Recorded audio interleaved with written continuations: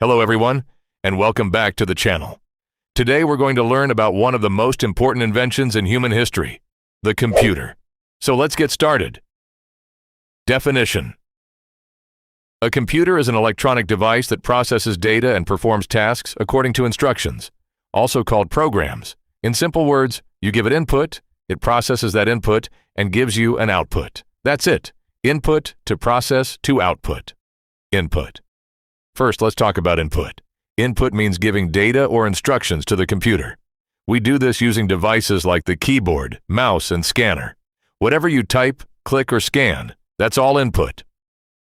Processing. Now, once the computer receives the input, what happens next? This is where processing comes in. The CPU, Central Processing Unit, handles all the processing. The CPU is called the brain of the computer, because just like our brain thinks and makes decisions, the CPU processes all the data and instructions. Output. After processing, the computer gives us the result, and this is called output.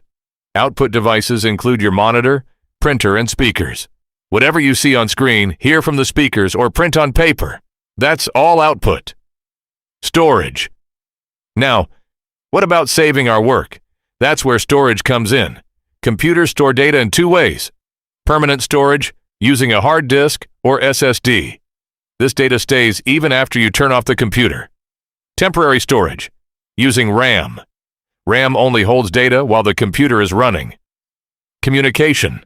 Computers don't just work alone, they also communicate.